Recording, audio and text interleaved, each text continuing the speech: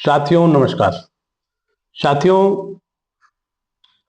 कल तक सबकी निगाहें बिहार चुनाव पे थी। बिहार चुनाव संपन्न हुआ तो क्यों ना अब अपने खेती किसानी की बात की जाए।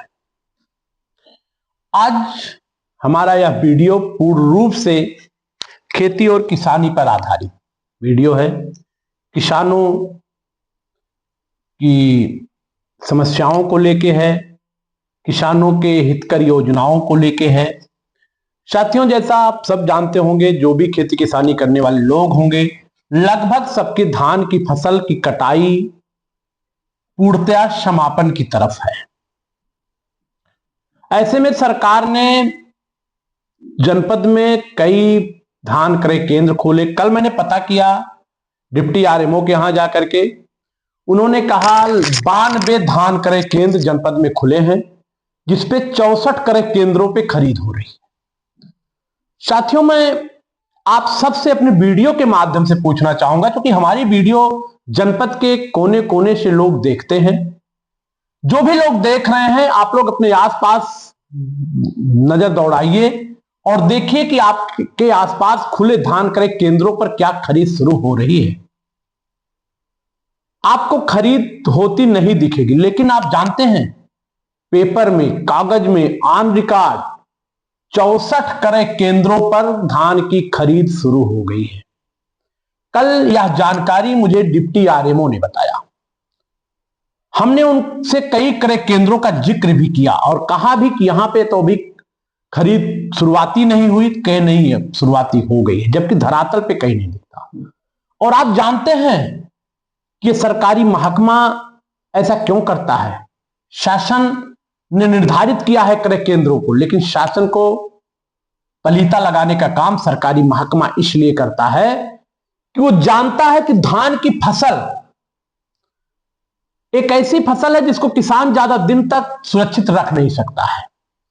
किसान धान की फसल तैयार करेगा काट पीट के, तो हफ्ता 10 दिन तक उसको रखना मुश्किल लगेगा और वो किसी न किसी साहूकार को अपना धान बेच देगा।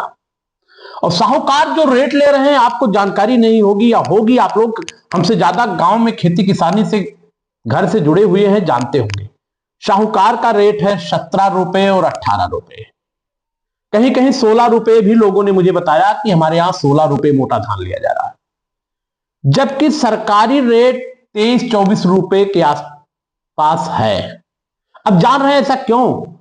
क्योंकि प्रशासन के लोग, प्रशासन में बैठे हुए लोग, यह सिस्टम चाहता है कि जब हफ्ते 10 दिन किसानों की फसल रोक दी जाएगी, खरीदना नहीं शुरू किया जाएगा, तो किसान विवश होकर साहूकारों के हाथ अपनी धान को बेच देगा।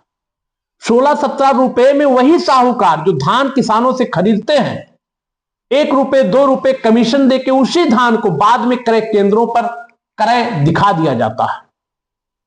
अब आप सोच रहे हैं ऐसा कैसे?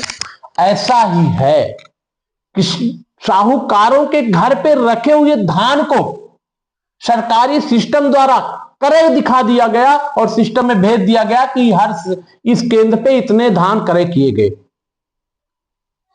साथियों, यह मैं नहीं कह रहा हूं, यह इनका विभाग कह रहा है, इनके डिप्टी आरएमओ कह रहे हैं। आसपास मैं भी जिस क्षेत्र का हूं, उस क्षेत्र में भी 2-3 क्रय केंद्र लगभग चलते हैं, लेकिन किसी पे अभी खरीदारी नहीं शुरू हुई है, लेकिन पेपर पे खरीदारी है। मुझे एक रिकॉर्ड, एक पेपर दिया भी डिप्टी आरएमओ ने, जिसपे 92 सेंटर हैं, 3 पेज का है, और 64 पे उन्होंने खरीदारी भी दिखाई है।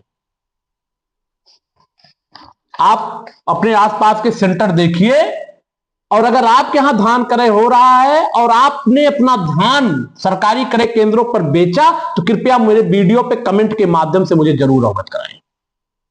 और अगर नहीं बेचा तो इस सिस्टम को आप खिलाफ आवाज उठाइए कि आपके धान, जो सरकार ने आपके धान को खरीदने के लिए सरकारी क्रय केंद्र खोले हैं, उस पे साहूकारों का और बिचौलियों का धान क्यों लिया जा रहा है, मेरा डायरेक्ट किसानों का धान क्यों नहीं? डीएपी की हालत आप देख रहे हैं, गेहूं की बुआई है, डीएपी की शॉर्टेज है, डीएपी उपलब्धता नहीं हो रही, लोग किसान लाइन लगा के डीएपी खरीद रहे हैं, डीएपी की मारामारी है। इधर बेमौसम बरसात भी किसानों के फसल को नुकसान किया। जब किसान अपने खून पसीने की कमाई से फसल तैयार करता है तो सरकार ने जो भूमिका, जो रूपरेखा तैयार की है, उस रूपरेखा पे भी सरकारी तंत्र काम नहीं करता है।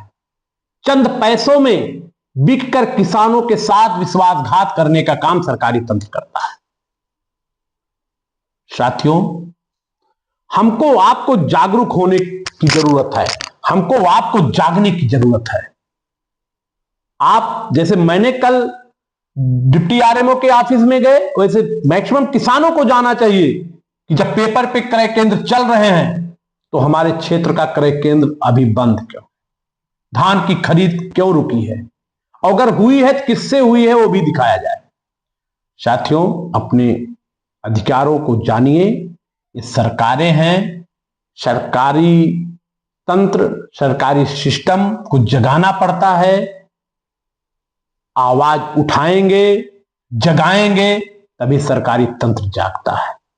बाकी किसी की जय जयकार, किसी का जिंदाबाद हम आप जीवन भर लगाते रहेंगे, हमारी आपकी सुनने वाला कोई नहीं होगा। हमें आपको संघर्ष करना होगा, हमें आपको अपने अधिकारों के लिए लड़ना होगा, हमारी आपकी सुनवाई कहीं।